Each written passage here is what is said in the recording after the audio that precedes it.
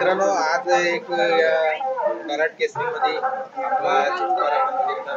सुंदर त्यांनी मुंबई पिंजर हातामध्ये गाजवलंय आणि कुठं ना कुठं मागं पण एक मैदान झालं तिथे एक नंबर झालाय आणि आज सुद्धा या 22 होती त्याच्यामध्ये 8 मीटरची लढत होती. खूप मोठ्या गाड्या होत्या, 81 रायफल सुद्धा होती आणि तिथे आपला सुंदर गटपास झालाय. दादा नमस्कार. नमस्कार दादा, कसं काय नियोजन आजचं नियोजन आपला अमित सुपण्याचं अमित पाटील सर्व नियोजन त्यावेळी केलेलं आहे. ते फक्त बैल घेऊन या, काय नियोजन आहे पुढचं तो आम्ही करतो. बरं ठीक आहे, सर्व नियोजन त्यांचं आहे. तर बैल घेऊन आम्ही आलो. सुंदर आता महाराष्ट्र गाजवतोय. आता आदातच आहे आपला सुंदर. आदात मध्ये आपण तुला तर बोललो, आदात मध्ये आपण केलंच नाही, ओपन मध्येच खेळतो. मुंबई असो किंवा इकडे असो, आता आपण ओपनलाच पळवलो. आपण आदाची चिकार मैदान आहे तरी पण नाही खेळलो. निखिल बोलत होता की आदात मध्ये बोल, पण नाही खेळायचा तर ओपन खेळ खेळायचा तर मोठा खेळायचा. मुंबईला खेळ असं त्याचा इथं दिसतो आता. त्याला तुला मी आधीच बोललेलो, बैलांचा तास पलटी नाही केला आपल्या वासराने तर कोणाची पण गाडी माझी त्याची क्षमता आहे. आणि खूप चांगल्या गाड्या होत्या.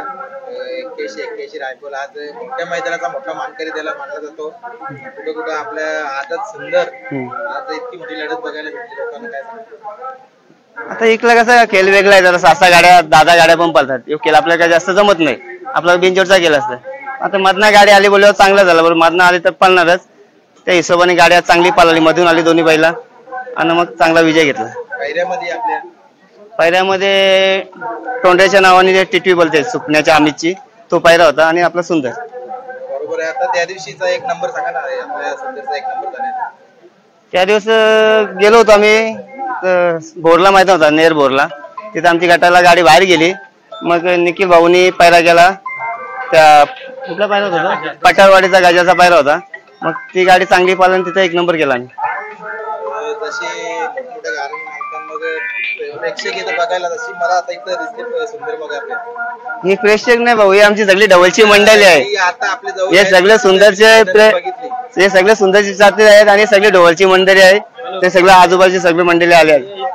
ज्या वेळेला गाडी तिकडनं आली तर मी स्वतः उभा होतो. प्रत्येकाच्या तोंडामध्ये एकच शब्द होता, सुंदरची गाडी लागली. गाडी कालच निघून गेली भाऊ, खुलीच लागली गाडी ना कटाला. चालेल, अजून काय अपेक्षा असतील येईल त्याच्या अपेक्षा तो सर्वच पूर्ण करते. गाडी मारणार आली तर तो गाडी कोणची पण मारणारच. आता बघूया सेमीचा पलाचा एकदा काय होते पुढं. चालेल, शुभेच्छा तुम्हाला सेमीसाठी. धन्यवाद.